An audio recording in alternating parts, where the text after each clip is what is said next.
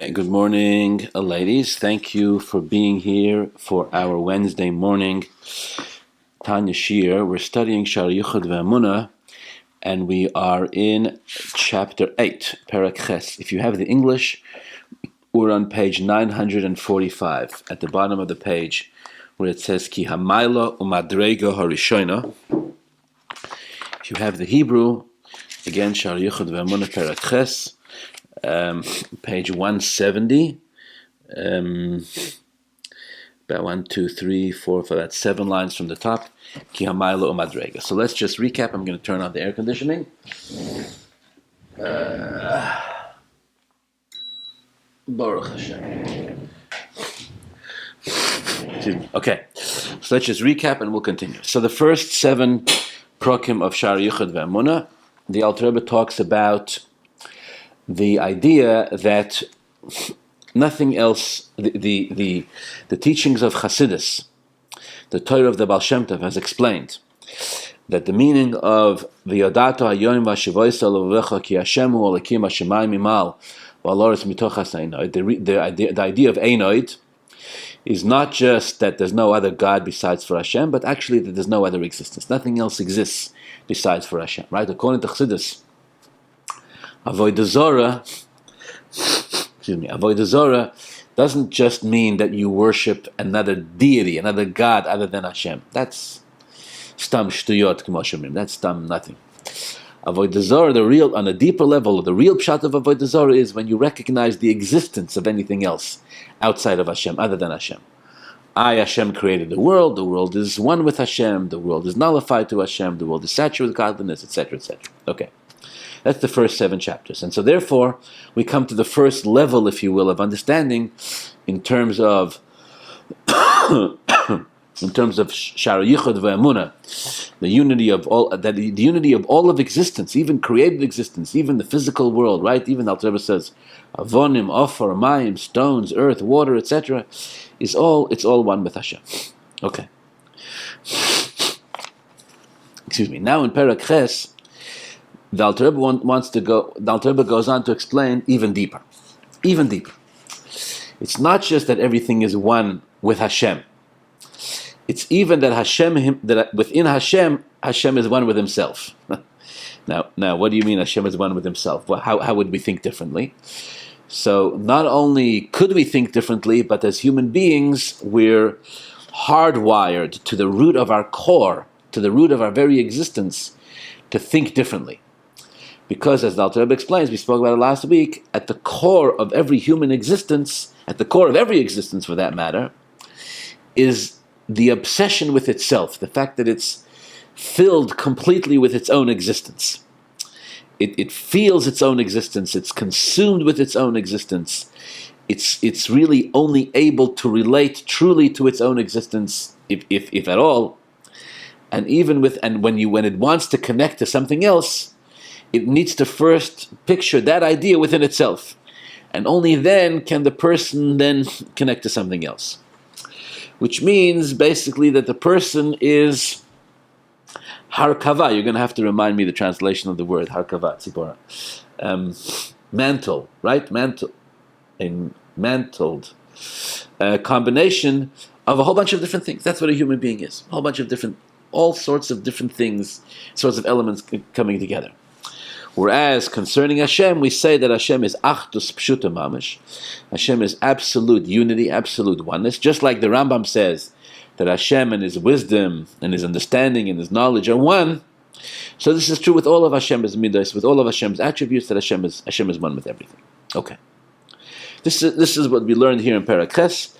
We're going to move on. Maybe we'll even finish the Perek today. Excuse me, you'll forgive me, I have a little bit of a cold. I'm sniffling. That's where we're holding. Yeah.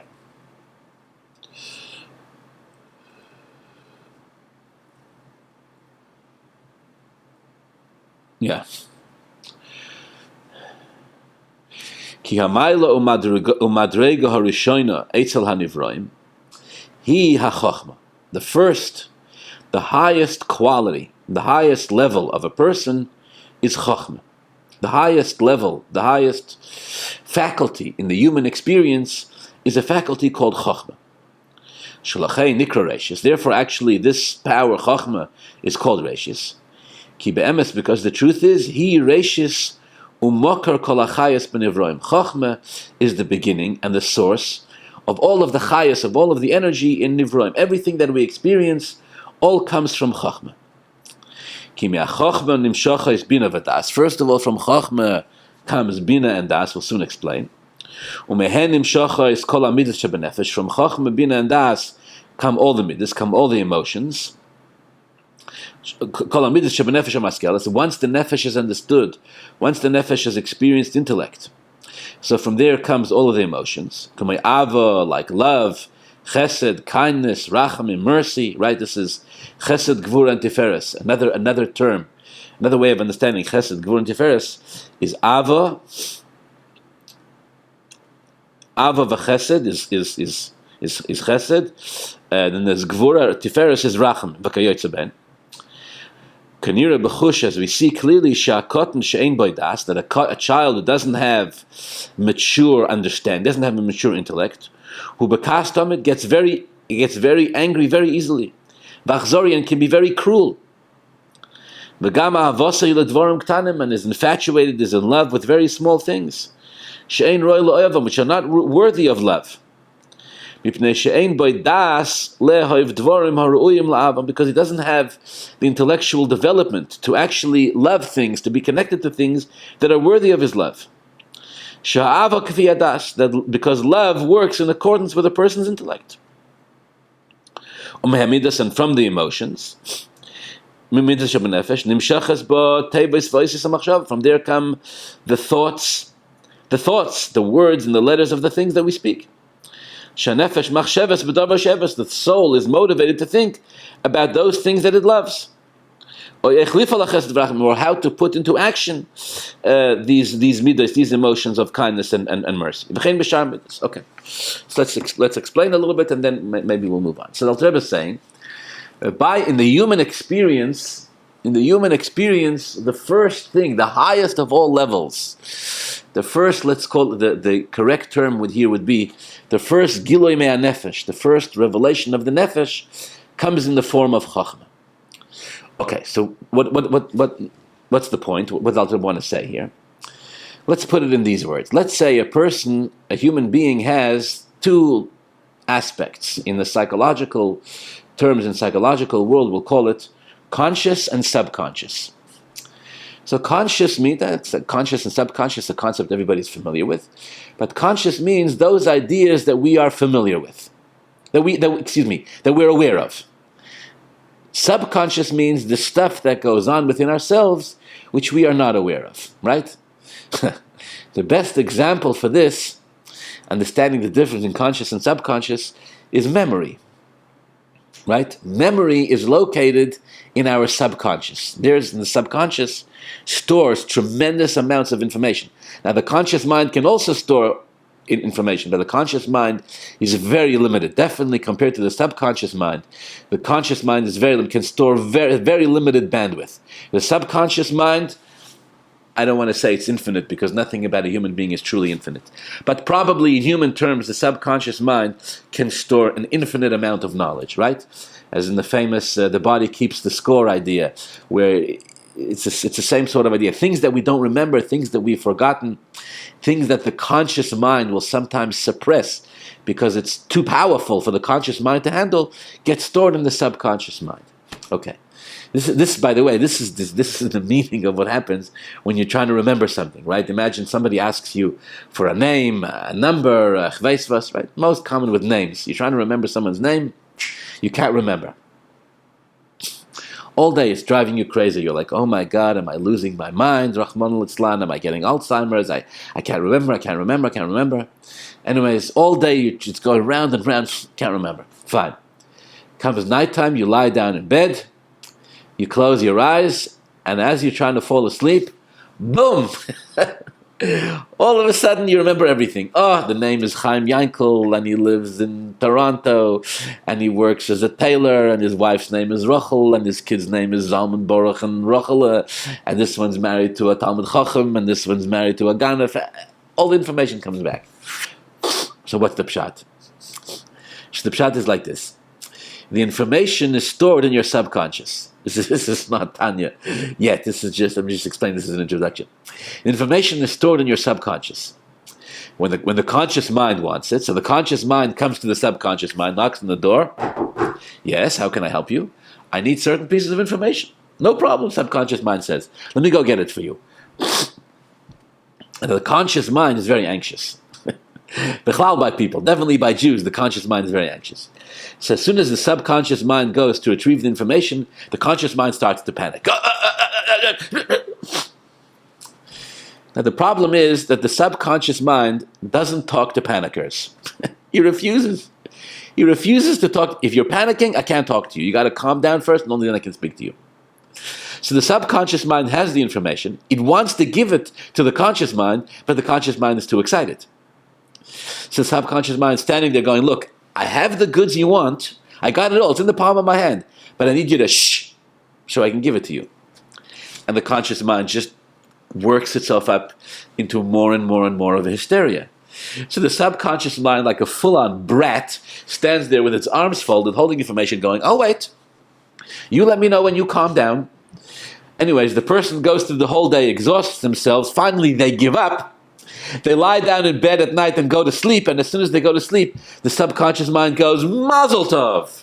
You finally shut your mouth. Now that you shut your mouth, here it is, here's all the information. Meaning it's sitting in there, but the excitement, the anxiety, the hysteria of the conscious mind gets in the way. Okay, so why am I saying this? The Alter Rebbe says, the highest level of a person, the first koyach, the highest koyach that a person has is Chochma. What he means is the highest level in the conscious experience is Chochma.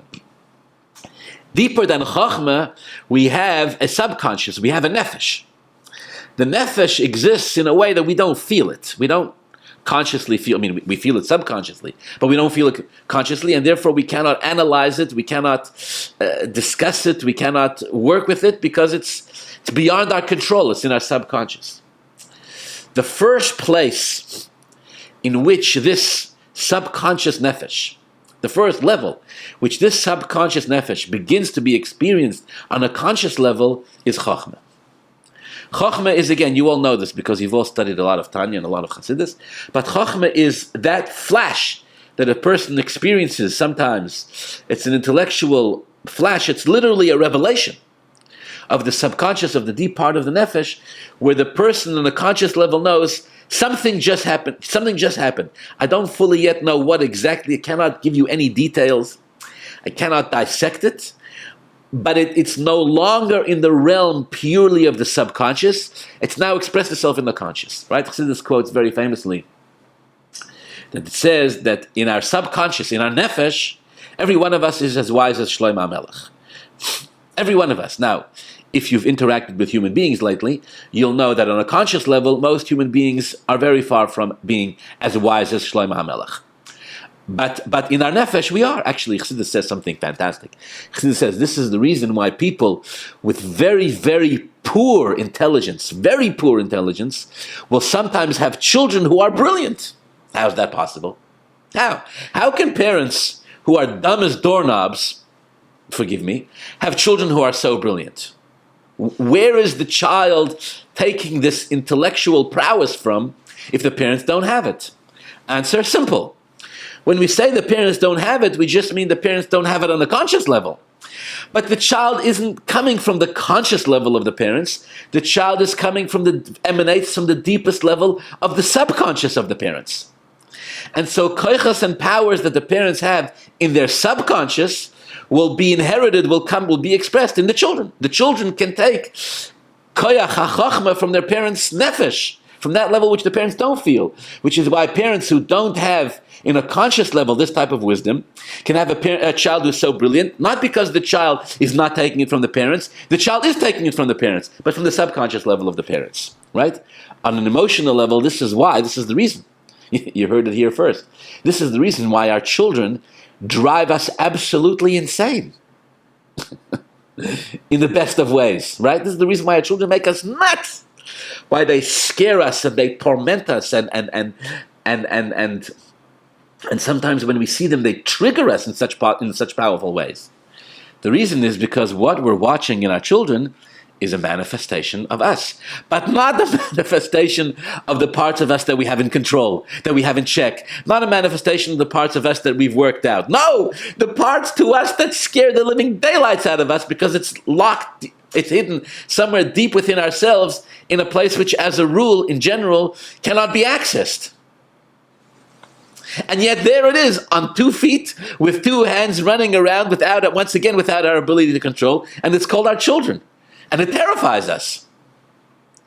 And we sometimes make the mistake of trying to control it, only to most of the time learn the hard way that we cannot truly control our children, just like we cannot truly control our subconscious.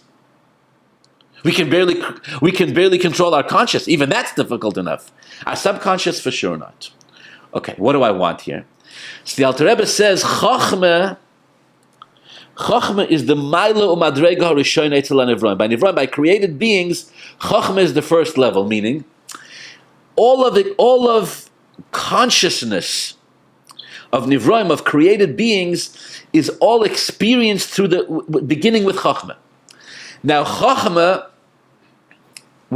here's the point, when a person experiences Chochma, when the conscious mind experiences this flash, we're really receiving, we're a recipient.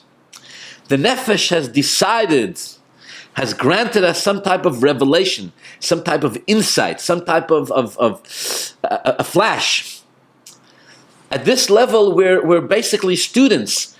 Our mind, let's put it in these ways, our minds, the Chochma, is a student of the Nefesh. And the Nefesh has chosen to share some type of wisdom with us. From this, says the Alter Rebbe, from Chochma, this is where the entire conscious human and human experience, and for that matter, the conscious experience of all Nivroim, this is where it begins. From here it flows. Where does it flow? The Alter Rebbe says, well, first of all, it flows intellectually, right? First of all, from the flash, from this Gilui HaNefesh, now comes intellectual development. Now the idea begins to take root, and the idea expresses itself, and the person slowly can consciously wrap their heads around the idea, and they can finally break it down, right, and explain it, analyze it, and maybe even teach it to someone else. And from there, of course, from the ability to process it intellectually, from there it'll come into the emotions. Okay. For this reason, Chassidus says, this is one of the reasons why intellect is actually not as objective as we think it is. In fact, intellect is very misleading. It appears to be objective, but it really isn't, or definitely not as objective as it feels like it is. Why? Because what the intellect really is, again, in our words, it's really a Gilui Mehanefesh. In other words, the intellect really is the conscious mind expressing, understanding, feeling something from the subconscious mind. That's why when you hear an idea, a concept, and the idea feels right, the idea feels correct, there's an amitius, there's a truth to it, the mind goes, there's something about it that resonates very powerfully. The person will say, I like this idea very much. It hits me in all the right places. What's the pshat? If it makes sense, or it doesn't make sense. If it makes sense, it's good. If it doesn't make sense, it's not good. So this says, if it was just intellect, so simple, there's ideas that make sense and ideas that don't. V'noy maromein, that's the end of it. But since intellect is not just intellect is a Gilui Me'anefesh, intellect is a tool, let's say, in the hands of a subconscious mind. So when the intellect lines itself up, taka, with the subconscious, when it's taka integrated, so then there's something about the intellect that says, this is not just a good idea, this is not just a rich concept. In this, Chassidus calls this an oyer. In here there's an oyer. In here there's something that I can feel that's much deeper than this concept. There's something. It resonates with me. The best word I have is resonates. It resonates with me on a level that's far deeper than the intellect itself. And that's why if somebody will say differently, somebody will argue the point, right? They'll try to debate me on the idea. A person will fight for the justice of their idea. They'll fight to ridiculous lengths. Why? Because there's almost like a pain. There's almost like a psychological pain in hearing somebody say differently than you. So Chassidus says it's not just an ego issue. It's because the intellect is expressing a level of the nefesh which is higher than intellect. And the intellect feels it betafka this way. I may have mentioned this in the past, but the Rebbe connected this to such a beautiful explanation of this. It's so fantastic. It's like, you can bring about this all night. About the idea that a neshama learns kol ha-Torah kula. The neshama learns the whole Torah while it's b'mei imay, while it's in utero. During the pregnancy, the neshama is taught the entire Torah, and as soon as it's born, the neshama forgets everything, and then has to go relearn it. And the Rebbe explained very famously, what's the point? The point is that when the neshama is taught the Torah in its mother's womb, it's taught it by a malach, meaning that the neshama experiences the Torah as a revelation from above, as a gift. It experiences the Torah in its complete infinity. Because the neshama is not working. There's no effort on the behalf of the neshama. It's just receiving the whole Torah, the whole essence of the essence of the Torah, the essence of the Eibishter, boom, from above. Which is very powerful, but the neshama isn't working for it. So the neshama is made to forget everything, or in the language of this discussion, it's pushed. All of this Torah knowledge, all of this learning is pushed into the subconscious. The child is born, and now begins to study the Torah. But as it studies, every little bit of Torah that it learns, somewhere in the neshama, somewhere in the yid is going, yeah. This resonates. I can feel it on a subconscious level, deep within my soul. Taka. When you hear pshat and the pshat is said correctly, you go, there's a tremendous pleasure. Not just because the idea makes sense. There's a pleasure in understanding an Inyan and Torah correctly, because it resonates deep within our soul. Somewhere deep within us is the Torah that was as it was taught to us by the Malach. And now this comes to the surface. This is the closest we'll come to ever experiencing this is learning concepts in Torah that resonate so deeply with us. Of course, Hashem does it this way because Hashem wants us to have the advantage of not just receiving Torah as a gift. People don't appreciate what they get as gifts, right? Once again, try it with your kids. When you give people gifts, they don't appreciate it. Instead, we have to work hard to study the Torah. The Yegiya, the Haravanya, the hard work to study it makes us appreciate it that much more. So again, what I'm trying to say here is that Chochma, the koyach ha-chochma of a person, is the first conscious level that bridges the gap between the subconscious of the person and the conscious of the person.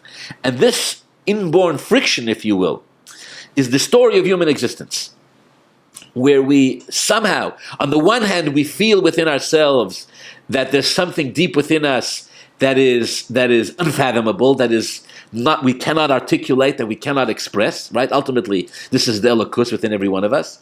On the other hand, we do try to express it. We do try to we do have tools that are used to bring this out, to have the human experience on a conscious level. And yet, in some ways, the conscious experience is rich. In some level, the conscious experience of life is rich and empowering and deep and beautiful and resonates with us, on the one hand. And at the same time, the conscious experience feels futile. Feels like, no matter how much we go and krich and climb, we're still dealing with the limited levels of us, and somewhere deep within ourselves, we're completely unlimited. Okay, that is Chochma. That's where it begins, right? This flash that comes to me on nefesh. From there, it develops into the rest of the intellectual faculties. And from there, one of the favorite concepts of Chassidus, from there it goes to the emotional faculties, which means that a person's emotions develop based on their intellect. A person's emotions develop based on their intellect and how we understand things and how we perceive things. Sooner or later, this determines our emotions with regard to things. And this is the human experience. So this is, who am I to say? But this is, in my very humble experience, this is the most underappreciated, this is the most undervalued element in all of the human experience as explained by Chassidus. The idea that intellect leads to emotions. The idea that intellect leads to emotions, it's a power that every one of us has that is probably the most underappreciated power that we have. And what it means in very short and in very simple and in very practical language is that the thoughts that we carry around in our heads, constantly, will push us in one direction or another. If we believe we are weak, if we believe we are victims, if we believe we are failures, if we believe we are incapable, then like water dripping on a rock, sooner or later, that becomes our reality. And if the thoughts in our heads tell us that we are powerful and victorious and on top and successful, then sooner or later that becomes our reality. There's nothing, listen to me very carefully, open your hearts.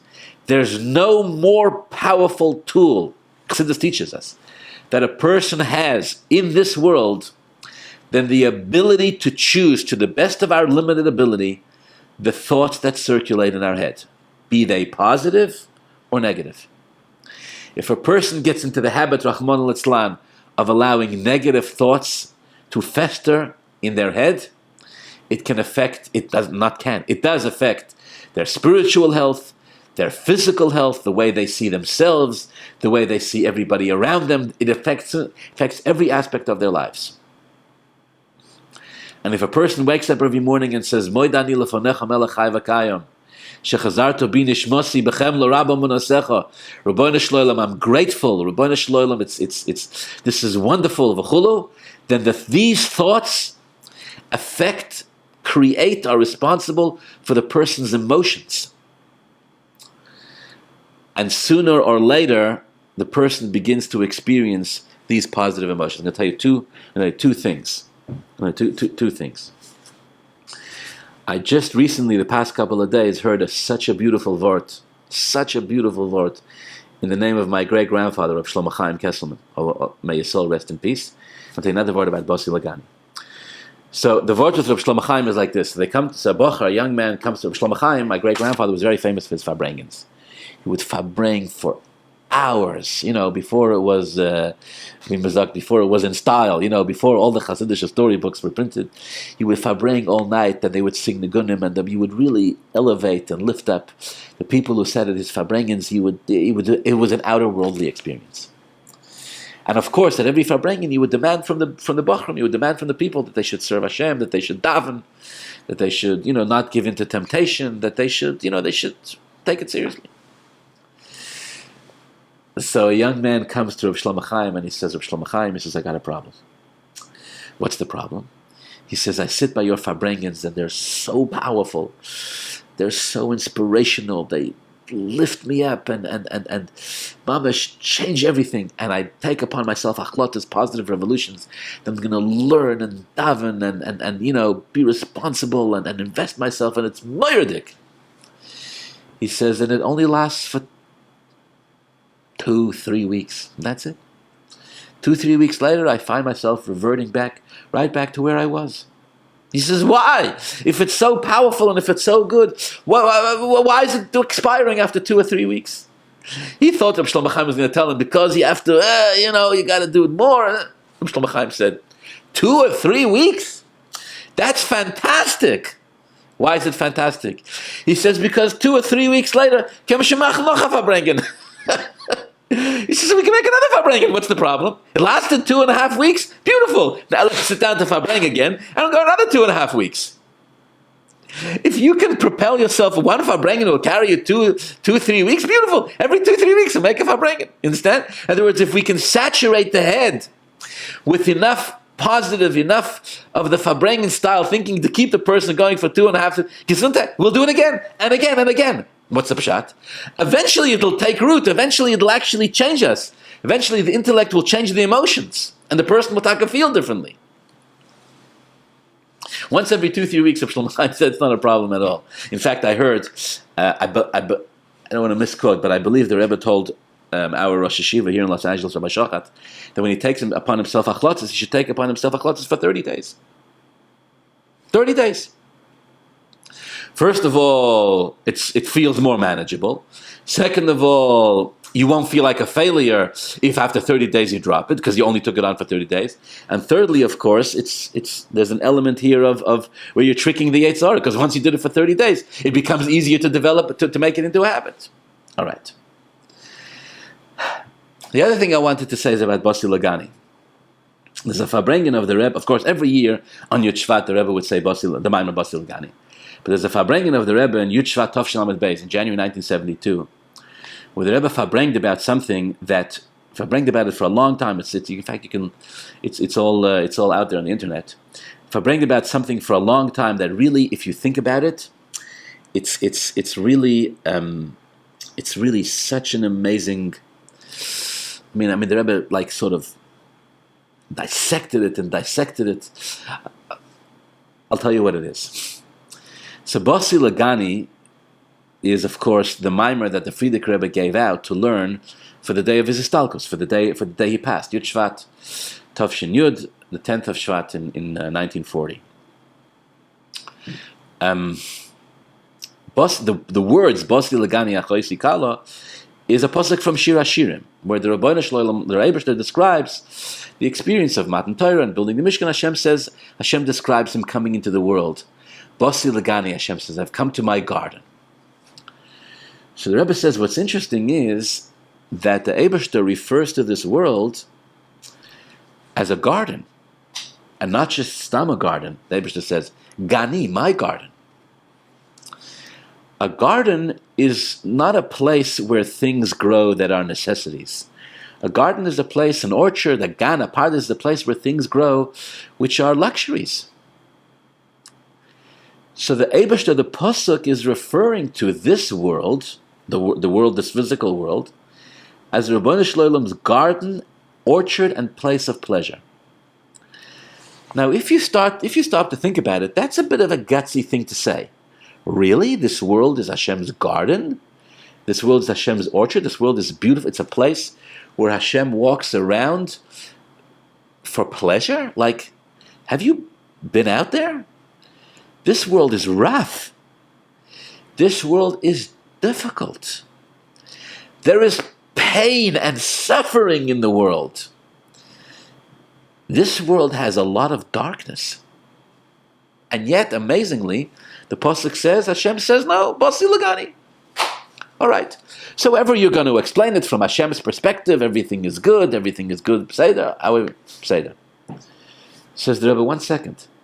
But the Frierdiker Rebbe based his whole mimer on this pasuk Basi Lagani, and he gave it out for the day of his own passing. That means his final message. The Rebbe said it means the final message of a Rebbe after living for what was it? Tafresh Mem to Tafresh Pei, 60 years.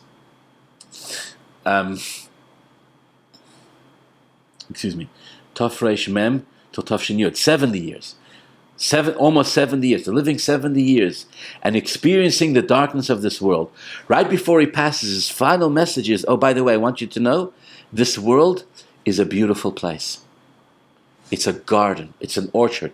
It's Hashem's orchard, a place of pleasure.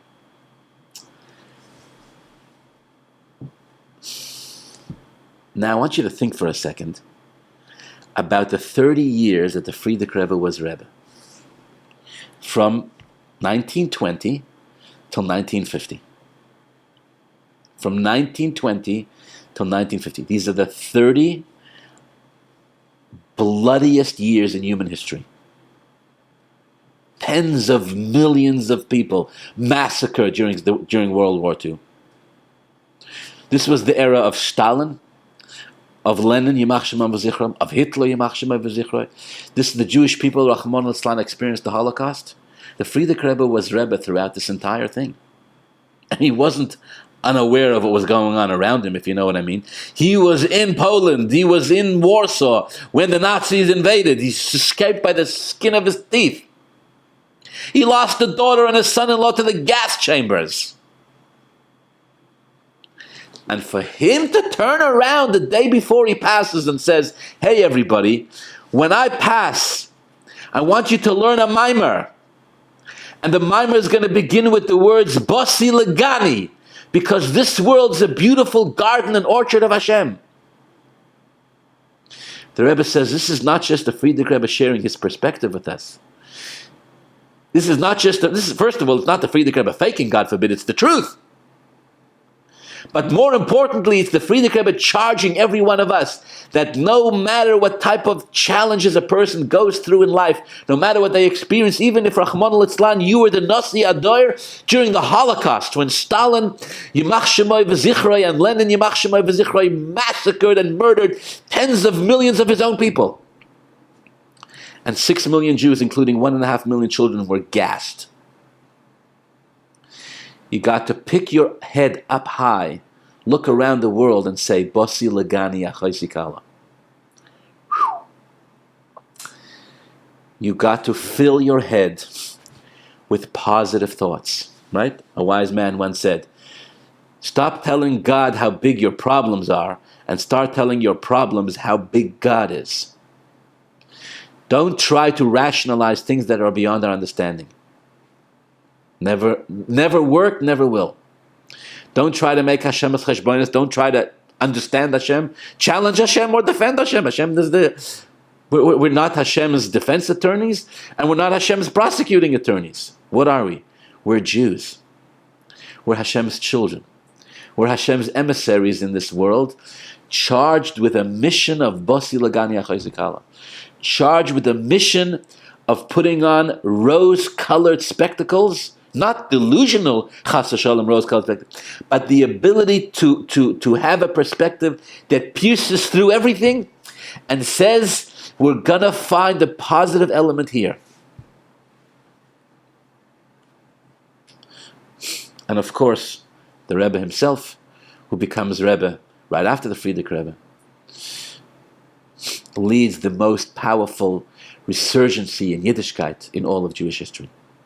With this perspective, with the perspective of not kvetching about the past, not just building Holocaust memorials and Holocaust museums and crying about the past, right? Not just holding empty seats around our Seder table, but filling every empty seat, as many as possible, with living Jews, breathing living Jews, and telling them, hey, you're a child of Avraham, Yitzchak, and Yaakov, Sarah, Rivka, Rachel, and Leah.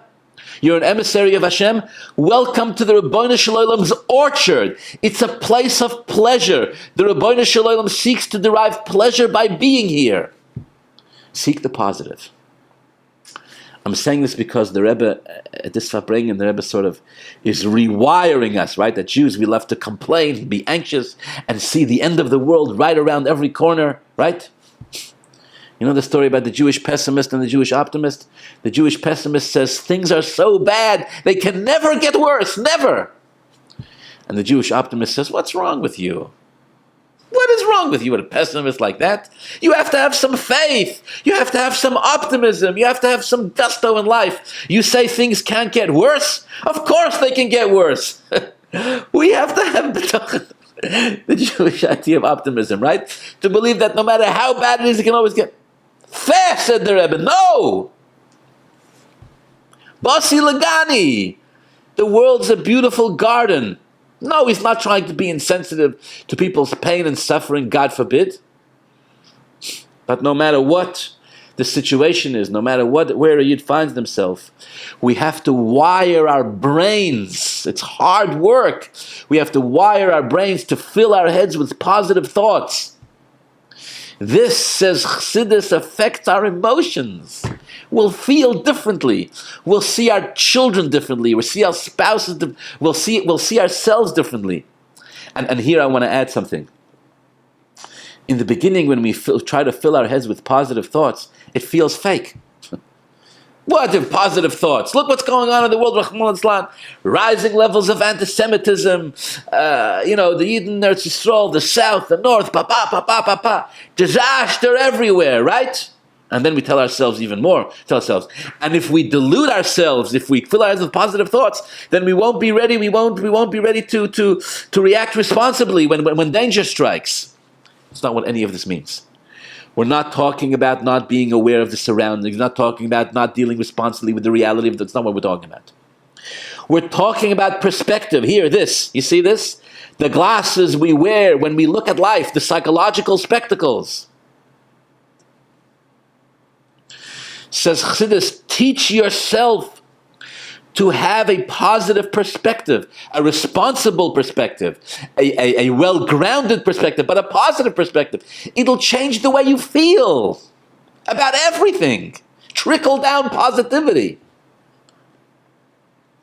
First from the intellect, and then into the emotions. Okay, let me wrap up. Alter Rebbe is saying it all begins with Chochma. Chochma is the first Gilui Mehanefesh. That's how the conscious experience begins, because the human being inherently is made up, the existence consists of this tension, where there's something deeper within ourselves that we cannot fully understand and fully express. Okay, why is the Alter Rebbe saying this? Because he's going to contrast this with Hashem's existence. In Hashem's existence, there's no friction. In Hashem's existence, there's no tension, there's no conscious and subconscious, there's no existence isn't comprised of an existence feeling itself. It's only a completely united existence of ultimate truth. Imagine, right, the closest example we ever have for this is we imagine ourselves standing in front of the Rebbe, or those who did have the schus. You remember that. In other words, here there's no more tension. There's just fully integrated, complete truth. So this is a mashal for the existence of the Eibishter. The point Alter Rebbe is making over here is that it's so different. It's different to the very DNA, to the very essence of the existence of a human being. Therefore, a human being with their conscious mind cannot understand the concept of Achdus Pshuta, of true unity as it exists within Elokus. We can only understand Achdus Murkeves. We can only understand unity as it's comprised of many details, which is the human experience. But as much as possible, a human being has to learn Chassidus and understand that by the Eibishter, there's ultimate unity. Ultimate unity. And of course, the Eibishter has given us, through learning Torah and fulfilling mitzvahs, the ability, the gift of connecting with his Achdus Pshuta and living Taka in a way which is integrated and which is honest and which is real in our own lives.